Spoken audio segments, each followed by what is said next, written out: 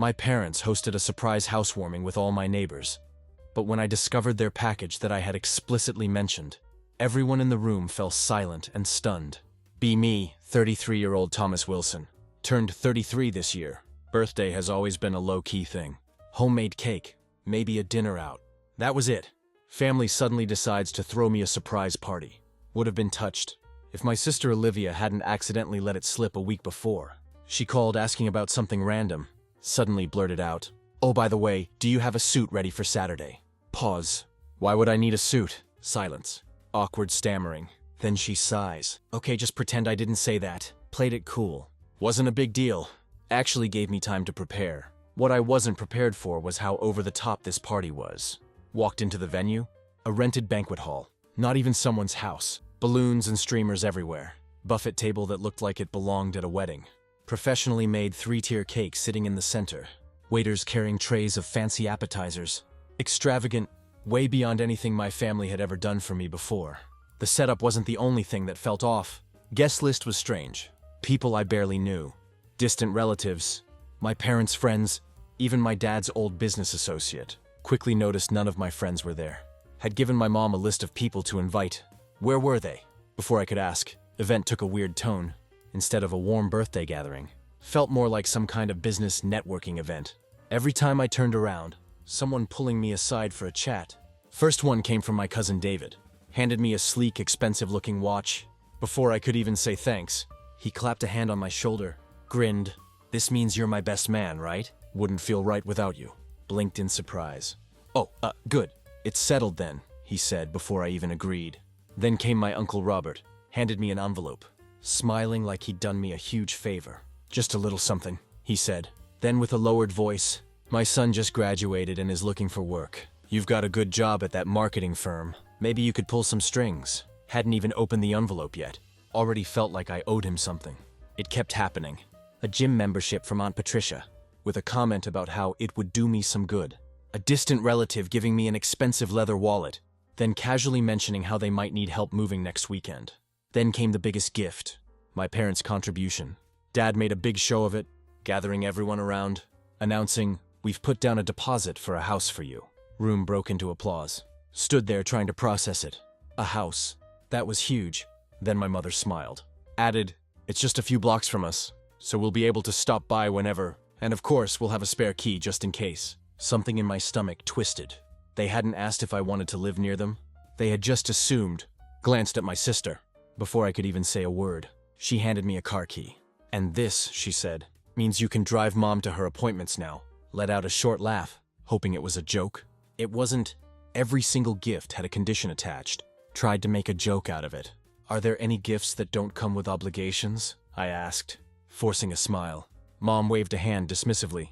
"Family always helps family. That's how it works." Final straw was when a family friend approached, handing me another envelope.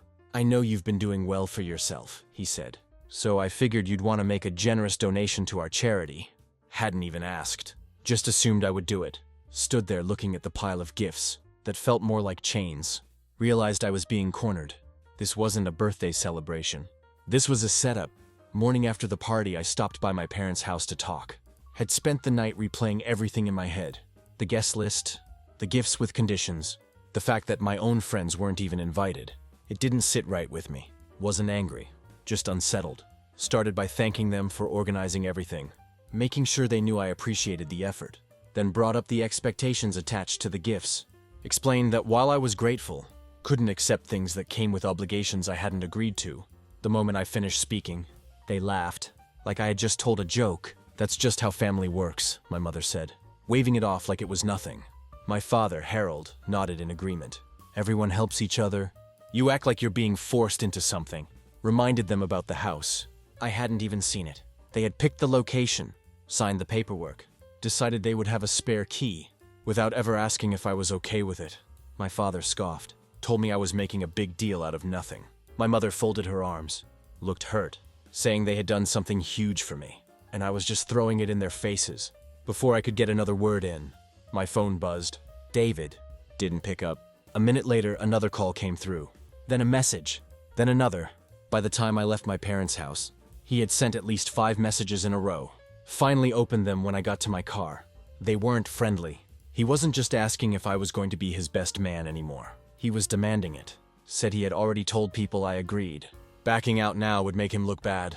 When I didn't respond right away, another message came through. If you didn't want the responsibility, you shouldn't have taken the watch. By the time I got home, Uncle Robert had joined in, the one who handed me the envelope at the party. He called, acting like we had already agreed on something. Wanted to know when I could set up an interview for his son. Kept saying it was just a favor, that it wouldn't take much effort on my end. When I hesitated, his tone shifted. Reminded me that he had given me a generous gift. Implied that he had done something for me. So now it was my turn to return the favor. While all of this was happening, I finally got around to talking to my friends. Hadn't even had a chance to tell them about the party yet. When I did, they were furious. Not just about the way the party turned out, but the fact that my parents had never sent them invitations. One of them even pulled up an old text from weeks ago, where I had mentioned looking forward to seeing everyone at my birthday. They had assumed my plans had changed, had no idea I had been expecting them. It was one thing for my family to throw me a party with a weird guest list, but deliberately leaving out my own friends, that was something else entirely. My phone didn't stop buzzing all day. Word had spread fast among the family. Messages in the group chat piled up, some in support of me, others calling me selfish. Aunt Patricia, the one who got me the gym membership, chimed in, said I was being overly sensitive. Another relative said I should be grateful people were even giving me gifts. David, still angry about the best man situation, called me spoiled. Then my parents weighed in, sent a long message saying I had embarrassed them, hurt people who were only trying to help me. They said I was acting like a child, rejecting the family's generosity just because I didn't like the small conditions attached. They made it sound like I was cutting myself off from the family over nothing. Then silence. They stopped responding to my messages completely. Calls went to voicemail. No more texts. It was a sudden shift, from pushing me to making me feel guilty. I took a few days to process everything. Wasn't sure what to do next. But one thing was clear. This wasn't just about a birthday party anymore. The first thing I did was return the watch. David had been blowing up my phone nonstop, demanding an answer about the best man role. When I met up with him, I handed the watch back, told him I couldn't accept it. At first he looked at me in disbelief, shaking his head. This was a gift, he scoffed, refusing to take it. But when I made it clear I wasn't keeping it, he finally snatched the box out of my hand, muttered something under his breath, stormed off without another word. Within an hour I saw a post on social media about how some people have no sense of gratitude. Next, I went to my parents' house to return the house money. Told them that while I appreciated the gesture, I couldn't accept a home under conditions I had no say in. My mother's face hardened instantly. My father leaned back in his chair, crossing his arms. They didn't yell, but the anger was there. My mother asked if I was seriously throwing away a house, just because I didn't want them to have a key. Told them it was about more than that. They had made a life-altering decision for me without even asking. If I wanted it, that was when the guilt trip started. My father accused me of rejecting my family's generosity. My mother sighed dramatically, saying they had only done this because they cared. I stood firm. After several tense minutes, my father finally scoffed and said, "Fine, do what you want." I thought that was the end of it, until Uncle Robert called, the one who had handed me an envelope at the party, expecting a job favor in return. He didn't waste time on pleasantries, wanted to know why I had returned his gift. When I told him I wasn't comfortable with the expectations attached, his voice turned sharp, started ranting about family loyalty, how we should help each other out, how I was acting like a stranger instead of family. Before hanging up, he warned me that I would regret this attitude one day. The backlash didn't stop there. My parents sent another message, saying that if I was going to keep rejecting their support, then I shouldn't expect any future help from them. It didn't bother me the way they probably hoped it would. I had never relied on them financially anyway, but it was clear they were trying to make a point.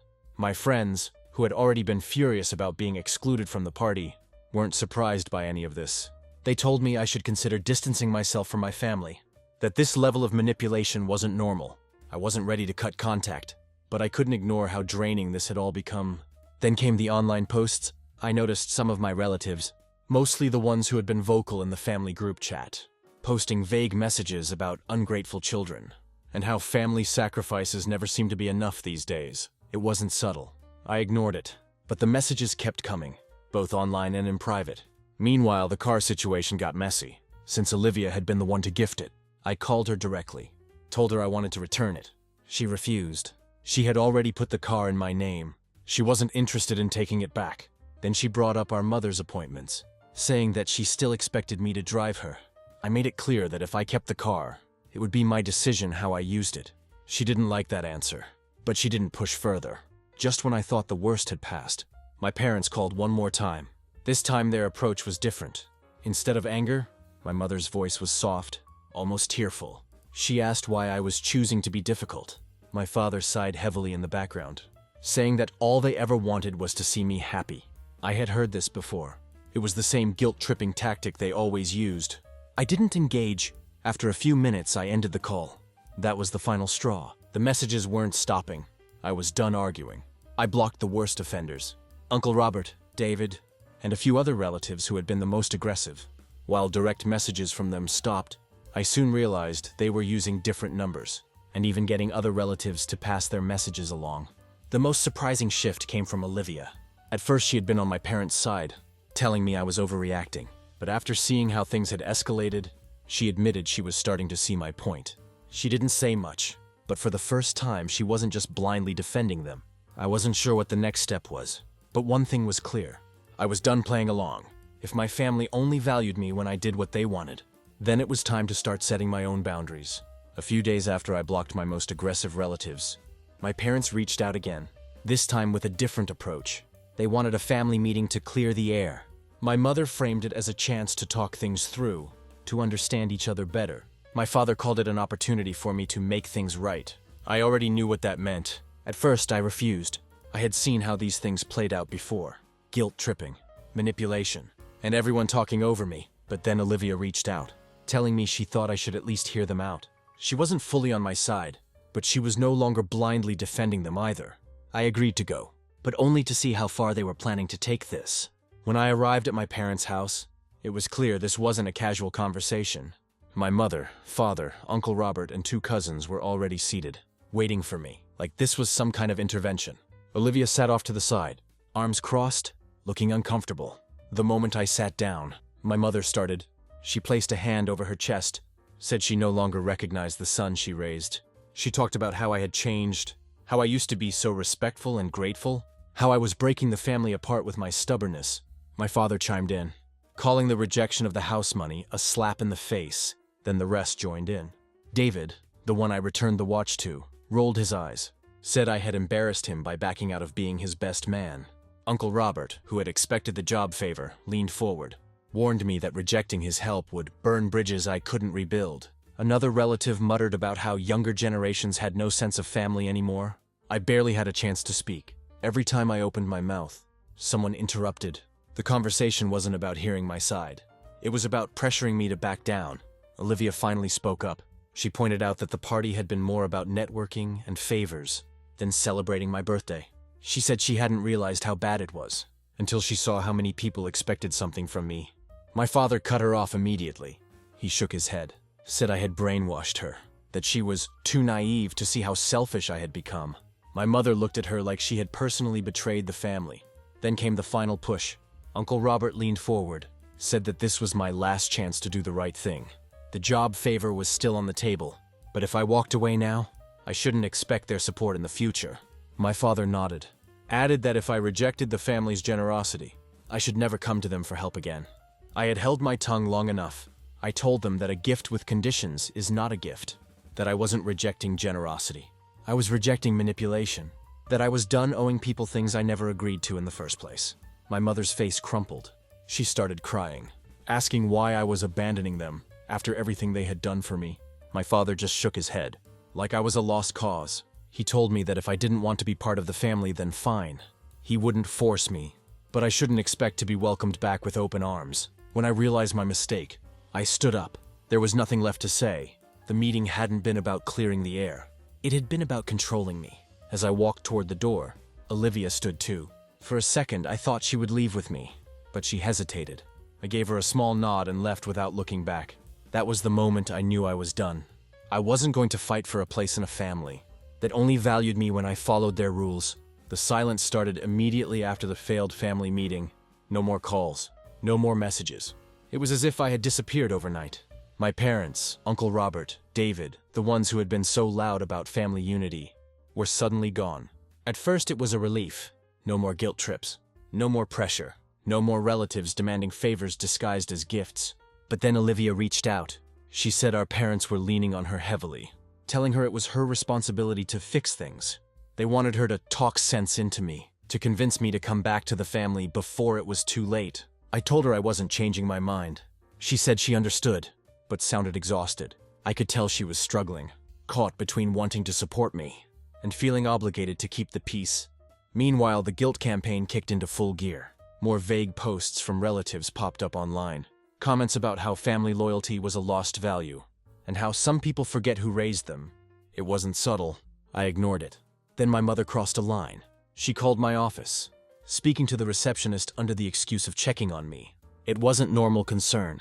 It was control. I hadn't spoken to her in days, so this wasn't about seeing if I was okay. She wanted to remind me she could still interfere in my life if she wanted to. I had to explain to my boss why my mother was calling the office. It was humiliating. I left instructions with the receptionist not to put through any more calls from her. Then came the last warning from Uncle Robert. He sent me a long message, telling me not to let my pride destroy my family. He talked about how we all needed each other, how I would regret cutting ties one day. He said my parents were heartbroken, that all they wanted was for things to go back to the way they were. I didn't reply. I thought that would be the end of it, until my parents showed up at my apartment. I had no idea they were coming. I was getting ready for the day, when there was a loud knock at my door. Not the casual kind, but the kind that lets you know the person on the other side isn't leaving anytime soon. I looked through the peephole, felt my stomach drop. My mother and father stood outside, looking tense. My mother was clutching her purse tightly, my father with his arms crossed. I didn't open the door. Instead, I asked through the door why they were there. My mother immediately said they needed to talk, that this had gone too far. My father said we weren't going to fix this over the phone, so they had to come in. I asked how they found my apartment. The silence on the other side of the door told me everything. Olivia. Later, when I confronted her, she admitted it, looking guilty. They wouldn't stop pressuring me, she said. I thought maybe if they just talked to you, they'd back off. I didn't think they'd ambush you like this. It didn't make it okay, but at least it explained her actions. I kept my voice steady, told them showing up like this was unacceptable. My mother's voice cracked, as she accused me of treating them like strangers. My father said that pushing them away would leave me alone in the world. They weren't listening. I told them one last time that I wasn't letting them in, and that they needed to leave. They refused. My mother's voice grew more desperate. My father knocked again, harder this time.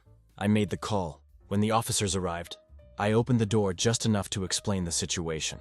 My parents immediately switched tactics, acting shocked that I would involve the police. My mother clutched her chest like she was about to faint. My father shook his head in disbelief. The officers asked them to leave, and eventually they did. My mother walked away, wiping her eyes. My father gave me a final look before turning to follow her. Not long after, the fallout hit. Relatives were furious. Messages started pouring in. Some outraged, some disappointed. A few called me heartless for doing this to my parents. Others just asked what had happened. Then Olivia called. She admitted she had given them my address. She said they had been relentless, breaking her down until she gave in. She hadn't expected them to show up unannounced. She apologized, but the damage was done.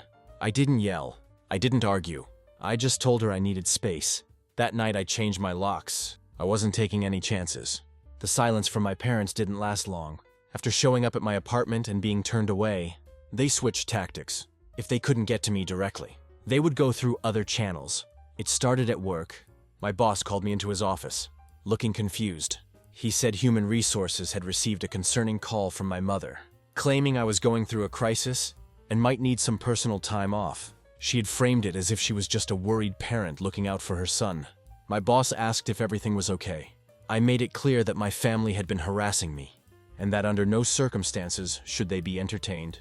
I went straight to Human Resources, explained the situation, and had my parents' numbers flagged. If they tried again, their calls would be ignored. Meanwhile, the ripple effect of their actions was spreading. Some of my cousins who had been neutral before started keeping their distance. A few stopped responding to my messages altogether. Whether it was out of fear of getting caught in the family drama, or because they believed my parents' version of events, I didn't know. Then I started hearing from relatives I hadn't spoken to in years. They weren't reaching out to check on me. They were calling to convince me to make things right. My parents had been telling everyone that I was mentally unwell, that I was being influenced by the wrong people. They made it sound like I had lost control of myself, like I wasn't thinking clearly. Olivia got caught in the middle. At first, my parents had tried to use her as a bridge to reach me, but when she refused to push me into reconciling, they turned against her. Suddenly, she was being accused of taking my side, of letting me drag her down with me. She stopped visiting them as much, and the more she pushed back, the colder they became toward her. Then my mother made things public. She posted a long emotional message online about losing a son to selfishness. She didn't mention me by name, but it was obvious who she was talking about. She wrote about how parents sacrifice everything, only to be repaid with disrespect and abandonment. She talked about how children today have no loyalty, how they let outsiders poison their minds against their own family. Some of my relatives jumped in to support her. Others, though, stayed quiet. The comments weren't as overwhelmingly in her favor as she probably expected. A few even hinted that maybe there was more to the story than she was letting on. I blocked every relative fueling the drama, then heard something unexpected. My father's business had taken a hit. I didn't know all the details, but someone mentioned that his reputation had suffered because of how publicly he had handled the situation with me. Apparently, clients didn't take it well. When they saw him ranting about how ungrateful I was, some people had started distancing themselves. In the middle of all this, an unexpected message came through. An aunt on my mother's side reached out. Aunt Elaine. She didn't take sides openly, but she made it clear she supported me. Told me she couldn't speak up because of the family pressure, but she wanted me to know she understood why I was doing what I was doing. Olivia finally made her decision. After weeks of watching our parents manipulate, lie, and use every trick possible to control me, she decided she had enough too. She didn't cut them off completely, but she stopped trying to fix things. She stopped defending them. She pulled away. Then their last attempt came. A letter. It was handwritten. A mix of guilt, regret, and one final plea. My mother wrote about how time was slipping away, about how one day I would wake up and realize I had made a terrible mistake. She said my father still wanted to work things out. She ended it by saying that once I was ready to be a part of the family again, they would welcome me back. Just as I was processing the letter, my workplace informed me that someone claiming to be my parent had attempted to contact HR under a new number. Despite having been previously blocked, they had tried to mask their identity, but it was clear who it was. I didn't respond. There was nothing left to say. By then, the extended family had split. Some thought I had done the right thing. Others believed I had destroyed the family dynamic. But for the first time in my life, I wasn't living under anyone else's expectations. I was finally free. The next phase of my parents' campaign against me started with my friends. Since they couldn't reach me directly, they decided to go after the people closest to me, one by one. My friends started receiving messages from my parents, some long emotional pleas, others more manipulative. They claimed I was unstable, that I had been acting irrationally, and that I needed an intervention before I made choices I would regret. My friends immediately shut it down. They sent me screenshots, blocked my parents, and refused to entertain the nonsense. Some even called my parents out directly, telling them to stop interfering in my life. The plan backfired. If anything, it only made my friends more supportive of me. Meanwhile, my extended family continued to fracture. Some of my cousins completely cut me off, siding with my parents without even hearing my side of the story. Others reached out privately, saying they supported me, but didn't want to openly take sides. I didn't blame them. The pressure from my parents was relentless, and not everyone wanted to deal with the fallout. Then my father tried to interfere with my job again. This time he called my workplace himself. He claimed I was mentally unstable and needed to be put on forced leave. He told them he was worried about my behavior and wanted them to step in before things got worse. Human resources didn't entertain it. After everything that had already happened, they knew my parents had been harassing me. They warned me that if my parents contacted them again, legal action would be taken. They also assured me my position was secure and that my father's words had no impact on my standing at work. But my parents weren't done. A few days later, one of my cousins reached out, claiming my mother's health had taken a turn for the worse. The stress from our falling out had supposedly caused her to develop serious health issues. My cousin insisted I needed to talk to her before it was too late. It was a lie. I reached out to a doctor relative, someone who had recently seen my mother, and asked if there was any truth to it. There wasn't. My mother was perfectly fine. They were just using the idea of a health scare to manipulate me. At the same time, Uncle Robert escalated things. He started spreading rumors that I was a bad hire and that my behavior had made me unreliable at work. He reached out to people in my industry, trying to damage my reputation, Then a sympathetic aunt sent me proof. Aunt Elaine forwarded me messages and voice recordings of my parents and Uncle Robert plotting against me. She advised me to take action before it got worse. I consulted a lawyer. A cease and desist letter was sent to my parents and Uncle Robert, warning them that if they continued their harassment and defamation, I would pursue legal consequences. Instead of stopping, they played the victim. My parents told relatives I was suing my own family, making it seem like I was the one destroying them over nothing. They twisted everything, making themselves look like heartbroken parents being attacked by their ungrateful child. But something unexpected happened. Instead of rallying behind them, some of the extended family began to distance themselves. The constant drama, the lies, the manipulation. It was exhausting even for people who had initially supported them. Then I made a decision. I started looking for jobs in another city. The harassment wasn't stopping, and I needed a fresh start somewhere my parents had no influence. It was time to truly break free. I moved without telling anyone. Once I secured a job in Chicago, I packed up quietly. No announcements, no social media updates, no dramatic farewell. I didn't want to give my parents, Uncle Robert, or anyone else in the family a chance to stop me. The only person who knew was Olivia, and even she didn't know the exact date until I was already settled in my new place. For the first time in my life, I was truly unreachable. It didn't take long for my parents to find out. Too late. Olivia let it slip during a conversation with them, mentioning that I had moved. That was all it took. Within hours, my inbox was flooded with emails from my parents. They demanded to know where I was, why I had run away, and how I could do this to them. Then they tried to track me down. My old landlord called me a few days later. My parents had shown up at my former apartment, pounding on the door, insisting they needed to see me. When they were told I no longer lived there, they refused to believe it at first. They demanded to know where I had gone, tried to pry information from the neighbors, and even waited around for hours. Eventually they left, but not before making a scene. That was the final push I needed. I blocked them completely. My parents, Uncle Robert, every relative who had tried to manipulate me. Gone. No phone calls, no emails, no messages. The only family I kept contact with was Olivia, and Aunt Elaine, who had supported me, with no other way to reach me. My parents resorted to email spam. Every day more messages. Some were filled with anger, accusing me of betraying the family. Others were drenched in guilt, pleading with me to reconsider. Then came the forgiveness trap. My mother sent a long email, pretending to forgive me, as if I had done something wrong. She wrote that all would be forgotten if I just came back home before it was too late. I ignored them all. Then I got a call from an old friend. He had heard from someone in my industry that my father was spreading lies, claiming I had abandoned the family and even stolen from them. He made it sound like I had run off with their money, leaving them struggling.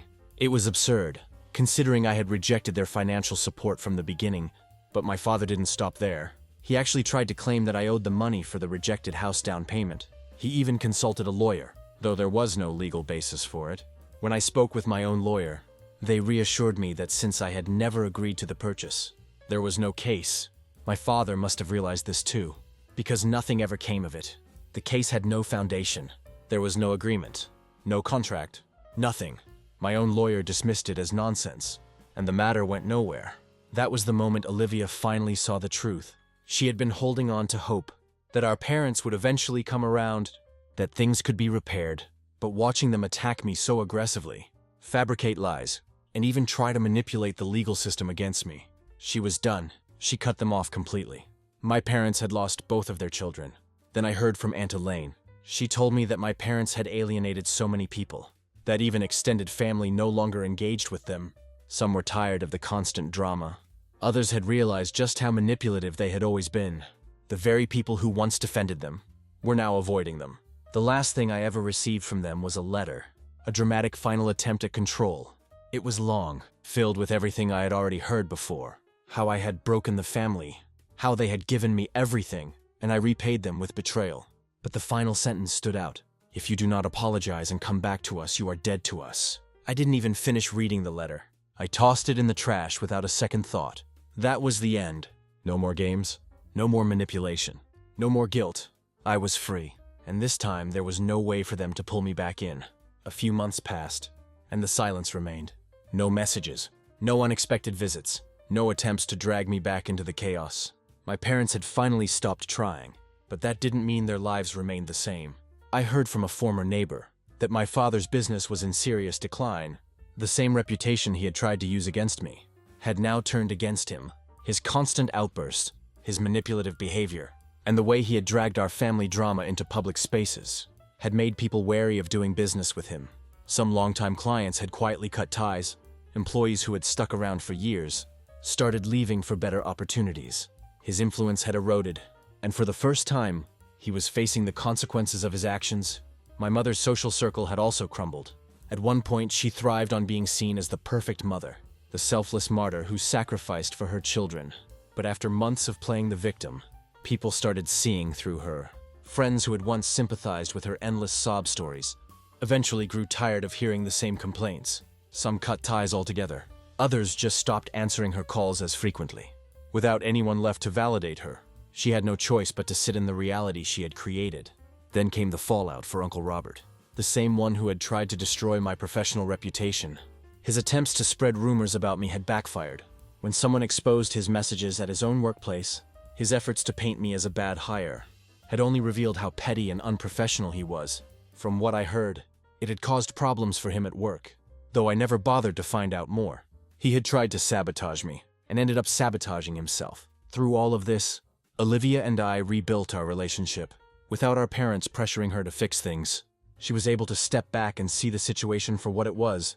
We started talking more, meeting up regularly, just being siblings again, without the weight of manipulation hanging over us. For the first time, our relationship was truly ours, not something dictated by what our parents wanted. Of course, my parents weren't done, making one last attempt to pull me back in. When they realized they could no longer reach me directly, they turned to extended relatives, asking them to convince me to speak to them. But by this point, even those relatives had grown tired of their games. No one wanted to be caught in the middle anymore. Their requests were ignored. Then they tried to get to Olivia instead. They showed up at her apartment unannounced, just like they had done to me months earlier. She refused to open the door. When they wouldn't leave, she called security. That was the last time they tried. A few weeks later, I received an email from them. It was long and dramatic, claiming they had changed, and that they were ready to put everything behind them. They wanted to reconcile, to move forward as a family. But I had seen this pattern too many times. This wasn't about genuine change. It was another manipulation attempt. If I responded, it would start the cycle all over again. Then came the final guilt trip. Aunt Elaine messaged me, saying my parents were now claiming my mother was sick again, that she was suffering from stress-related health issues. But this time, my aunt wasn't calling to convince me to go back. She told me outright that it was another lie. My mother was fine. It was just another desperate attempt to pull me back in. And then finally, they stopped. No more messages. No more schemes. No more fake emergencies. It was as if they finally understood that nothing they did would change my decision. I was never coming back. Neither was Olivia. Without them in my life, I thrived. My career took off. I built friendships without the looming shadow of family expectations. I wasn't constantly waiting for the next manipulative demand.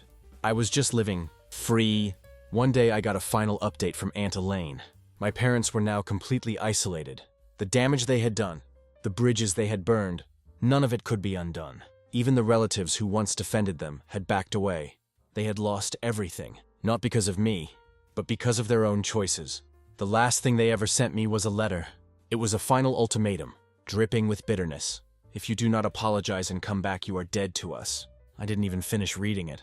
I tossed it in the trash without a second thought, knowing that I had already received the same message, just through different words, many times before.